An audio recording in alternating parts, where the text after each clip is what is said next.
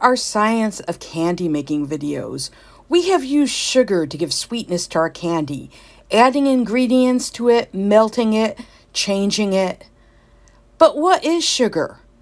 In this video, we're going to explore several forms of sweetness and a bit more about where sugar comes from, how it's processed, and what it is.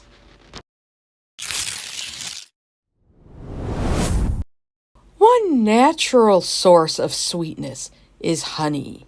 Honey is made by bees who collect nectar from flowers and then transform it back at the hive into honey. You can learn a little bit more about bees and their honey making in my video about bees. You can find the link in the comments below. Depending on the flowers the bees gather honey from, honey can have a variety of colors and taste. Honey is made up primarily of two different kinds of sugars, glucose and fructose. We'll talk a little bit more about those sugars later on in the video. In addition to the water and sugars in the honey, there are traces of enzymes, pollen, and other components from the nectar that the bees gathered to make the honey. Another source of natural sweetness is maple syrup. Maple syrup is made from the sap of sugar maple trees. The sap is gathered from the trees and then boiled down to evaporate some of the extra water. Maple syrup is largely sucrose with small amounts of fructose and glucose. You can make maple sugar candy by heating the maple syrup until 230 degrees Fahrenheit, stirring it while it heats.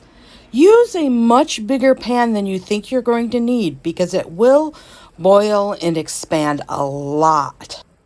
After the candy has reached 230 degrees Fahrenheit, remove it from the heat and cool it until it reaches 176 degrees Fahrenheit. At this point, stir it until it becomes thick and creamy. Pour it into candy molds and then cool the candy. After the candy is cool, you can remove it from the molds. Two plants that are used to create the sugar that we have as our table sugar are sugar beets and sugar cane. I tried growing both of these plants on my porch. Here we see some sugar beet seedlings. Unfortunately, I didn't have enough time and the conditions weren't right to really grow my sugar beets big. So I wound up with very skinny, thin little beets that I couldn't really extract the sugar from. I also ordered some pieces of sugar cane that I tried to extract some sugar from. Some of these canes I planted in my garden, and now I have young sugarcane plants growing that hopefully I can use in a future project and video. I attempted to extract some sugar from the sugarcane.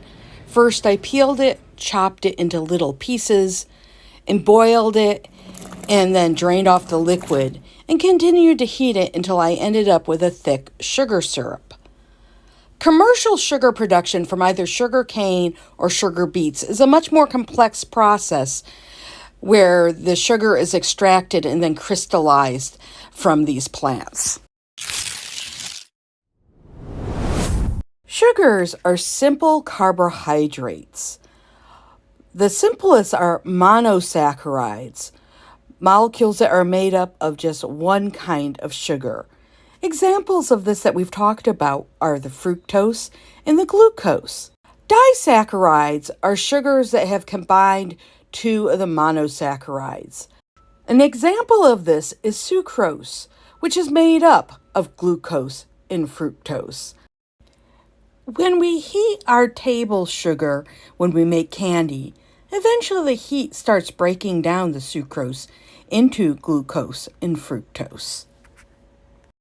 Join us next time for the Science of Candy when we explore the glass-like properties of hardened sugar. See you next time. I'd like to thank everyone for watching, and if you enjoyed this video, hit like and subscribe, and I'll see you next time.